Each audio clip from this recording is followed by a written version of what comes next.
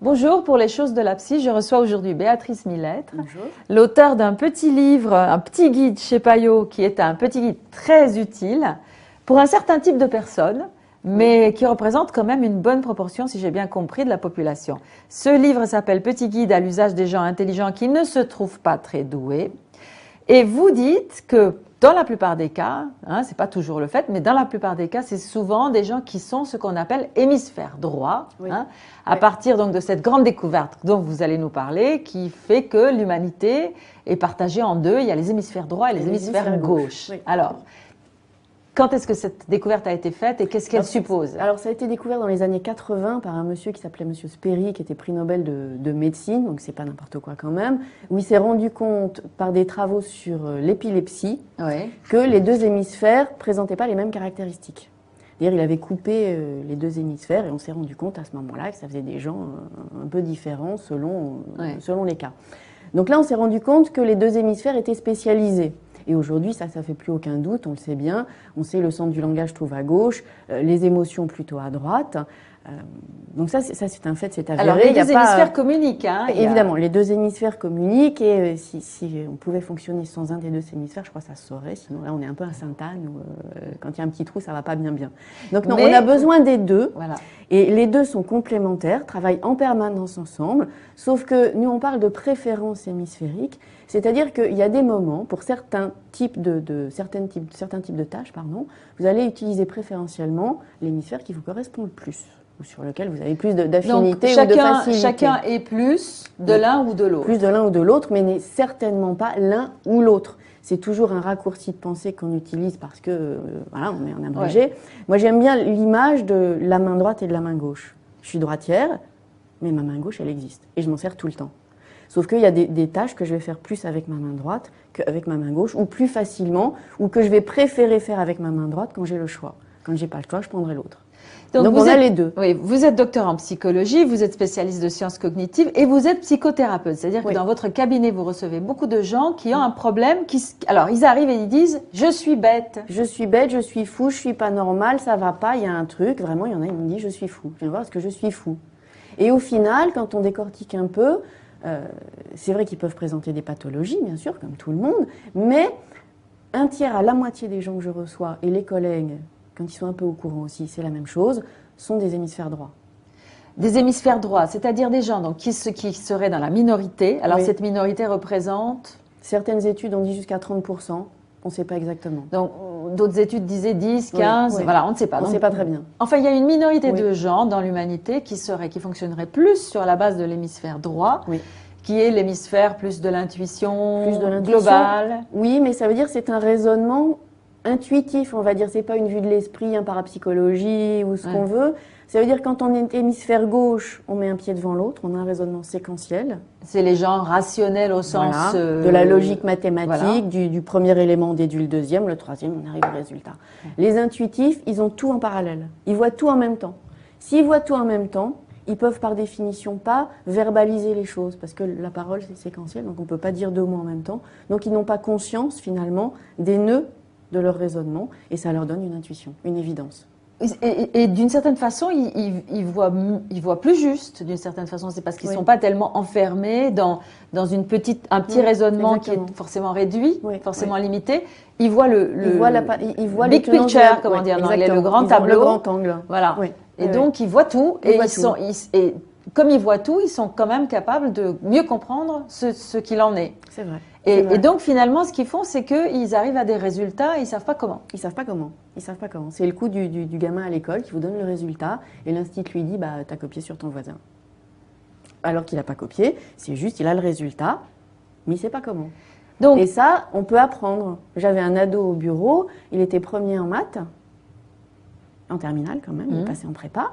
Il avait le résultat, dès qu'il voyait l'énoncé, il mettait quelques lignes plus bas son résultat. Puis ensuite, il déroulait son raisonnement comme on lui avait appris à faire. Donc c'est en fait vous lui apprenez en fait à dérouler le raisonnement parce que nous vivons dans une société où il faut dire d'où on sort ses idées, comment on est arrivé à telle conclusion. Mais lui finalement, à la limite, il s'en passerait. Il s'en passe complètement. Ouais. Et c'est ça qui provoque, d'après ce que vous dites, c'est ça qui provoque leur mal-être finalement. Ils sont en décalage par rapport à notre société qui est plus fondée sur les procédures du cerveau gauche. Tout à fait.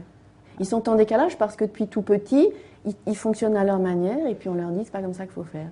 Et au lieu de dire c'est hors norme dans le sens de différent, ça renvoie à normal. Oui. Et donc ce que vous vous dites, c'est que ce n'est pas anormal. Pas du tout, c'est différent. C'est une intelligence différente. Ni meilleure, ni plus grande, ni moins bonne, ni tout ce qu'on veut, différente, c'est tout. Non mais quand je vous ai lu là, vous diriez presque que c'est meilleur parce que c'est plus déjà d'abord c'est plus créatif. C'est plus créatif. C'est quand même assez puissant si vous vous mettez les doigts de pied en éventail pour produire un raisonnement qui tient la route. Je trouve que c'est quand même pas mal. Ouais. Sauf que derrière, il n'y a pas l'adaptation à la société. Donc c'est vraiment, il y a du pour, il y a du contre. Et ce qui marche le mieux, et ça moi je me souviens d'un monsieur qui était directeur marketing qui me le disait, c'est de travailler en équipe. Un hémisphère droit, un hémisphère gauche. Lui, enfin en étant réductrice, hein, il a les idées, l'autre il les applique. D'accord. Et là, ça dépote, c'est fabuleux. Alors, ce sont des gens qui ont beaucoup d'idées, qui sont très, qui foisonnent comme toute ça. La journée. Oui, ça, le petit vélo s'arrête jamais. Voilà, vous dites le petit vélo ne s'arrête jamais, c'est très amusant. Et j'ai parlé avec quelqu'un qui m'a dit ah oui, c'est tout à fait moi. Mon petit vélo ne s'arrête jamais. J'ai tout le temps la tête pleine d'idées. Et donc de toute façon, c'est même pas. Il faut leur apprendre que s'ils veulent en faire quelque chose, leurs idées, à un moment donné, il faut bien choisir, il faut bien rentrer dans la réalité concrète, qui est un pied devant l'autre. Pour concrétiser leur projet. Donc leur problème à eux, surtout, c'est de choisir. Oui. Et selon quels critères? Puisqu'ils voient tout, ils n'ont pas de raison. Et non, parce que ça veut dire choisir un, c'est abandonner tous les autres. Oui. Donc ça ne va pas du tout. Et professionnellement, on en voit beaucoup aussi qui sont en reconversion professionnelle parce qu'ils sont nulle part à leur place. Et je voyais quelqu'un l'autre fois qui animait un stage de reconversion qui me dit on en avait plus de la moitié. Ah oui, mais comment alors, finalement, ils peuvent trouver leur place puisqu'ils sont tellement polyvalents. Ils trouvent leur place, ce que je leur dis toujours, c'est à partir du moment, quelque part, ils n'ont qu'à prendre n'importe quoi qui les intéresse et ils y mettront leur touche personnelle. C'est-à-dire, il y aura la grosse planète qui est le morceau qu'ils doivent faire et puis les satellites qui vont les intéresser, comme, je sais pas quoi, écrire un article, faire une conférence, être prof quand ils font, s'ils peuvent aller, je sais pas, à HEC où ils veulent parce qu'ils sont dans le marketing, parce que vous voulez. Donc d'avoir des activités complémentaires qui s'appuient sur le noyau dur de leur métier, mais dont ils vont faire autre chose. Et à ce moment-là, ils peuvent inverser un petit peu, c'est les vases communicants, il y a un qui devient plus présent à un moment, un autre à un autre moment. Et là, ils ont finalement, ils peuvent enrichir eux-mêmes leur métier, et ça convient mieux. Oui. Et vous dites aussi que cette découverte qui a été faite, donc qui est très importante sur comment fonctionne finalement la rationalité humaine, on n'en a pas fait grand-chose. C'est-à-dire, on a découvert qu'il y avait quelque chose comme ça dans notre façon d'être, dans notre psychisme, dans notre cerveau, et puis on ne l'applique pas. Et pourquoi est-ce qu'on ne l'applique pas d'après vous? J'en sais rien. Je n'en sais rien, je ne peux pas vous répondre, je ne sais pas. Parce que ce n'est pas des cerveaux droits qui s'en sont occupés. Peut-être des cerveaux droits qui ne savaient pas réaliser. Peut-être aussi, je ne sais pas vous dire, parce que tout le monde me dit, ça existe, les cerveaux droits, les cerveaux gauches, tout le monde sait ça, est-ce que vraiment ça existe? Est-ce que ce n'est pas une théorie passée à la poubelle? Et puis vous voyez les recruteurs, les cabinets d'outplacement, vous disent, oui, nous on a un test, on les voit, les cerveaux droits, les cerveaux gauches. Je dis, qu'est-ce que vous faites après? Pour les aider, les accompagner? Rien du tout. Rien du tout. Il ne se passe rien. À l'école, il ne se passe rien. Et à l'école, je pense qu'à l'école, une bonne partie des échecs d'enfants doivent correspondre à cette mauvaise adaptation, quoi. Oui. Et ça pourrait être une bonne chose que d'apprendre aux professeurs de détecter les cerveaux droits. Ça pourrait être un peu indispensable. Aux États-Unis, ils sont en train de mettre au point un système pour un peu, pas à deux vitesses, mais tenant compte des deux manières de fonctionner. Et les cerveaux droits sont aussi des gens qui ont tendance, parce que justement, ils ont beaucoup d'idées, ils savent qu'ils sont intelligents, mais qu'ils arrivent à rien. Ils savent pas qu'ils sont intelligents. Justement. Ah, ils savent pas qu'ils sont intelligents. Ils savent pas. Parce que justement, ils n'arrivent à rien. Donc ils pensent qu'ils sont bêtes. Mais toutes ces idées qu'ils ont, ils les mettent sur le compte de quoi? De rien. De rien.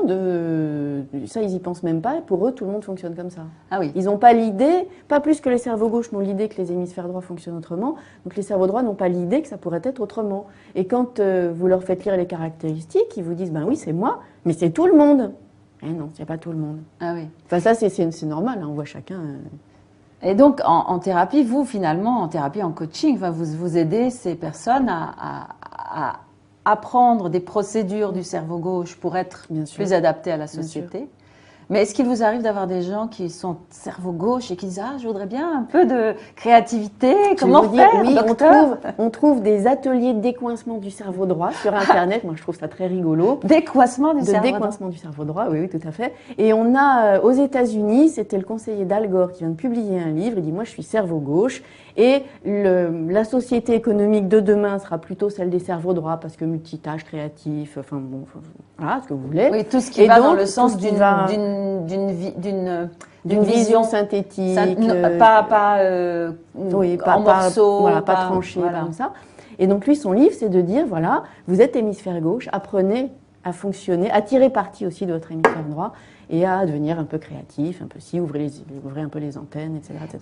Et c'est faisable. On peut apprendre. Bien sûr, c'est faisable puisque nos deux hémisphères travaillent en permanence ensemble. Donc c'est pas l'un ou l'autre. Encore une fois, ils collaborent. C'est vraiment l'histoire de la main droite, la main gauche. Si j'ai un bras dans le plâtre, moi je suis droitière, ben, je vais apprendre à écrire de ma main gauche. Ouais. Ça sera plus difficile et si j'ai le choix, je le fais pas. Mais donc, si j'ai pas le choix, je le fais. Finalement, ce que vous conseillez beaucoup, je crois, aux gens, aux adultes qui sont cerveau droit, c'est de trouver quelqu'un, un cerveau gauche avec qui ils s'entendent et de faire équipe. Oui, ça marche bien. Et c'est bien pour le cerveau gauche aussi. Bien sûr. C'est parce que l'équipe, là, elle marche tout de suite. Et quel que soit le... Enfin, il faut qu'ils se mettent d'accord. Il faut qu'ils puissent s'entendre, il faut qu'ils puissent croire l'un à l'autre que ça peut aller, il faut qu'ils s'entendent tout simplement. Mais une fois qu'ils s'entendent, ça marche très très bien. Bon, alors donc pour tous ceux qui sont intelligents mais qui ont un doute, qui se trouvent pas très doués mais qui ont beaucoup d'idées, donc ça c'est déjà un premier indice. Avoir beaucoup d'idées, se sentir un peu mal dans sa peau. Oui. Et des idées qui tombent de la tête. Des idées qui tombent de la tête, avoir toujours le petit vélo dans la tête qui fonctionne. Ça veut pas dire que vous êtes bête, ça veut dire que vous êtes intelligent différemment. Béatrice Millettre. Merci Béatrice. Merci à vous. Au revoir. Au revoir.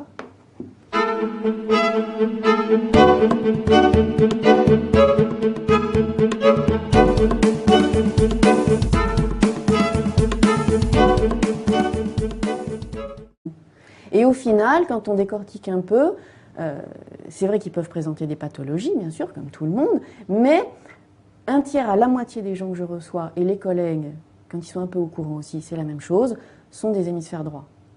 Des hémisphères droits, c'est-à-dire des gens donc, qui seraient dans la minorité. Alors cette minorité représente... Certaines études ont dit jusqu'à 30%, on ne sait pas exactement. Donc d'autres études disaient 10, 15, voilà, on ne sait pas. On ne sait pas très bien. Enfin, il y a une minorité de gens dans l'humanité qui fonctionneraient plus sur la base de l'hémisphère droit, qui est l'hémisphère plus de l'intuition globale. Oui, mais ça veut dire que c'est un raisonnement intuitif, on va dire. C'est pas une vue de l'esprit, un parapsychologie ou ce qu'on veut.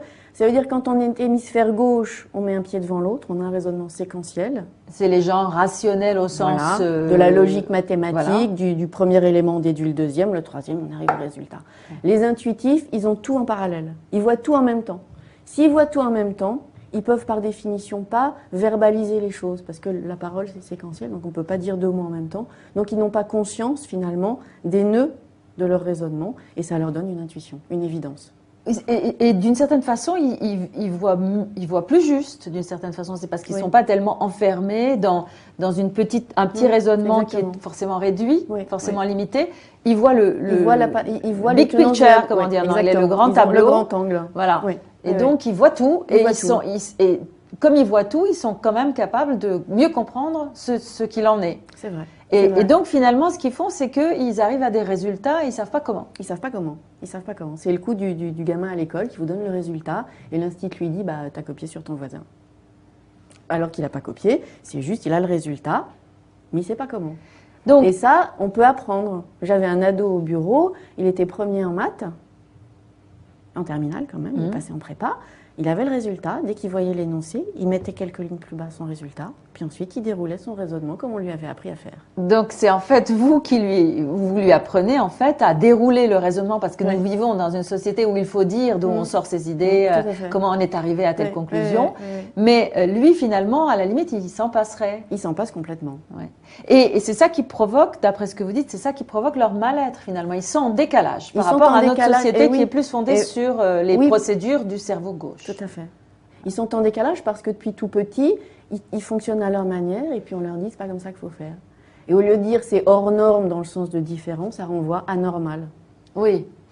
Et donc ce que vous vous dites, c'est que ce n'est pas anormal. Pas du tout, c'est différent. C'est une intelligence différente. Ni meilleure, ni plus grande, ni moins bonne, ni tout ce qu'on veut, différente, c'est tout. Non, mais quand je vous ai lu, là, vous diriez presque que c'est meilleur, parce que c'est plus... déjà, d'abord, c'est plus créatif. C'est plus créatif, c'est quand même assez puissant. Faire droit, à partir donc de cette grande découverte dont vous allez nous parler, qui fait que l'humanité est partagée en deux. Il y a les hémisphères droits et les hémisphères gauche. Oui. Alors, quand est-ce que cette découverte a été faite et qu'est-ce qu'elle suppose? Alors, ça a été découvert dans les années 80 par un monsieur qui s'appelait monsieur Sperry, qui était prix Nobel de médecine, donc c'est pas n'importe quoi quand même, où il s'est rendu compte par des travaux sur l'épilepsie que les deux hémisphères présentaient pas les mêmes caractéristiques. C'est-à-dire, il avait coupé les deux hémisphères et on s'est rendu compte à ce moment-là que ça faisait des gens un peu différents selon les cas. Donc là, on s'est rendu compte que les deux hémisphères étaient spécialisés. Et aujourd'hui, ça fait plus aucun doute, on le sait bien. On sait le centre du langage trouve à gauche, les émotions plutôt à droite. Donc ça, c'est un fait, c'est avéré. Alors, les deux hémisphères communiquent. Hein, évidemment, les deux hémisphères communiquent et si on pouvait fonctionner sans un des deux hémisphères, je crois que ça se saurait. Sinon, là, on est un peu à Sainte-Anne où quand il y a un petit trou, ça va pas bien. Donc non, on a besoin des deux. Voilà. Et les deux sont complémentaires, travaillent en permanence ensemble. Sauf que nous, on parle de préférence hémisphérique. C'est-à-dire qu'il y a des moments, pour certains types certains types de tâches, vous allez utiliser préférentiellement l'hémisphère qui vous correspond le plus, ou sur lequel vous avez plus d'affinité ou de facilité. Chacun est plus de l'un ou de l'autre. Plus de l'un ou de l'autre, mais n'est certainement pas l'un ou l'autre. C'est toujours un raccourci de pensée qu'on utilise parce que, voilà, on est en abrégé. Ouais. Moi, j'aime bien l'image de la main droite et de la main gauche. Je suis droitière, mais ma main gauche, elle existe. Et je m'en sers tout le temps. Sauf qu'il y a des tâches que je vais faire plus avec ma main droite qu'avec ma main gauche, ou plus facilement, ou que je vais préférer faire avec ma main droite quand j'ai le choix. Quand j'ai pas le choix, je prendrai l'autre. Donc on a les deux. Oui, vous êtes docteur en psychologie, vous êtes spécialiste de sciences cognitives et vous êtes psychothérapeute. C'est-à-dire que dans votre cabinet, vous recevez beaucoup de gens qui ont un problème. Alors, ils arrivent et ils disent « je suis bête ». Je suis bête, je suis fou, je suis pas normal, ça va pas, il y a un truc. Vraiment, il y en a qui me disent « je suis fou ». Je viens voir ce que je suis fou. Et au final, quand on décortique un peu, c'est vrai qu'ils peuvent présenter des pathologies, bien sûr, comme tout le monde, mais un tiers à la moitié des gens que je reçois, et les collègues, quand ils sont un peu au courant aussi, c'est la même chose, sont des hémisphères droits. Des hémisphères droits, c'est-à-dire des gens donc, qui seraient dans la minorité. Alors cette minorité représente... Certaines études ont dit jusqu'à 30%, on ne sait pas exactement. Donc d'autres études disaient 10, 15, voilà, on ne sait pas. On ne sait pas très bien. Enfin, il y a une minorité de gens dans l'humanité qui fonctionneraient plus sur la base de l'hémisphère droit, qui est l'hémisphère plus de l'intuition globale. Oui, mais ça veut dire que c'est un raisonnement intuitif, on va dire. C'est pas une vue de l'esprit, un parapsychologie ou ce qu'on veut. Ça veut dire quand on est hémisphère gauche, on met un pied devant l'autre, on a un raisonnement séquentiel. C'est les gens rationnels au sens... de la logique mathématique, du premier élément on déduit le deuxième, le troisième, on arrive au résultat. Les intuitifs, ils ont tout en parallèle. Ils voient tout en même temps. S'ils voyaient le résultat, dès qu'ils voyaient l'énoncé, ils mettaient quelques lignes plus bas son résultat, puis ensuite ils déroulaient son raisonnement comme on lui avait appris à faire. Donc c'est en fait vous lui apprenez en fait à dérouler le raisonnement parce que nous vivons dans une société où il faut dire d'où on sort ses idées, comment on est arrivé à telle conclusion. Mais lui finalement, à la limite, il s'en passerait. Il s'en passe complètement. Et c'est ça qui provoque, d'après ce que vous dites, c'est ça qui provoque leur mal-être finalement. Ils sont en décalage par rapport à notre société qui est plus fondée sur les procédures du cerveau gauche. Tout à fait. Ils sont en décalage parce que depuis tout petit, ils fonctionnent à leur manière et puis on leur dit c'est pas comme ça qu'il faut faire. Et au lieu de dire c'est hors norme dans le sens de différent, ça renvoie à normal. Oui. Et donc ce que vous vous dites, c'est que ce n'est pas anormal. Pas du tout, c'est différent. C'est une intelligence différente. Ni meilleure, ni plus grande, ni moins bonne, ni tout ce qu'on veut, différente, c'est tout. Non mais quand je vous ai lu là, vous diriez presque que c'est meilleur parce que c'est plus... déjà, d'abord, c'est plus créatif. C'est plus créatif. C'est quand même assez puissant si vous vous mettez les doigts de pied en éventail pour produire un raisonnement qui tient la route. Je trouve que c'est quand même pas mal. Sauf que derrière, il n'y a pas l'adaptation à la société. Donc c'est vraiment, il y a du pour, il y a du contre. Et ce qui marche le mieux, et ça moi je me souviens d'un monsieur qui était directeur marketing qui me le disait, c'est de travailler en équipe. Un hémisphère droit, un hémisphère gauche. Lui, enfin, en étant réductrice, hein, il a les idées, l'autre il les applique. D'accord. Et donc là, ce sont des gens... ça dépote, c'est fabuleux. Alors ce sont des gens qui ont beaucoup d'idées. Oui. Qui sont très, qui foisonnent qui comme toute ça. la journée, oui, ça, le petit vélo s'arrête jamais. Voilà, vous dites ça le petit vélo ne s'arrête ouais, jamais, c'est très amusant. Et j'ai parlé avec quelqu'un qui m'a dit, ah oui, c'est tout à fait moi, mon petit vélo ne s'arrête jamais, j'ai tout le temps la tête pleine d'idées. Et donc de toute façon, c'est même pas, il faut leur apprendre que s'ils veulent en faire quelque chose, leurs idées, à un moment donné, il faut bien choisir, il faut bien rentrer dans la réalité concrète, qui est un pied devant l'autre, pour concrétiser leur projet. Donc leur problème à eux, surtout, c'est de choisir. Oui. Et selon quels critères? Puisqu'ils voient tout, ils n'ont pas de raison. Et non, parce que ça veut dire choisir un, c'est abandonner tous les autres. Oui. Donc ça ne va pas du tout. Et professionnellement, on en voit beaucoup aussi qui sont en reconversion professionnelle parce qu'ils sont nulle part à leur place. Et je voyais quelqu'un l'autre fois qui animait un stage de reconversion qui me dit on en avait plus de la moitié. Ah oui, mais comment alors finalement ils peuvent trouver leur place puisqu'ils sont tellement polyvalents. Ils trouvent leur place, ce que je leur dis toujours, c'est à partir du moment, quelque part, ils n'ont qu'à prendre n'importe quoi qui les intéresse et ils y mettront leur touche personnelle. C'est-à-dire, il y aura la grosse planète qui est le morceau qu'ils doivent faire et puis les satellites qui vont les intéresser, comme, je sais pas quoi, écrire un article, faire une conférence, être prof quand ils font, s'ils peuvent aller, je sais pas, à HEC où ils veulent parce qu'ils sont dans le marketing, parce que vous voulez. Donc d'avoir des activités complémentaires qui s'appuient sur le noyau dur de leur métier, mais dont ils vont faire autre chose. Et à ce moment-là, ils peuvent inverser un petit peu ces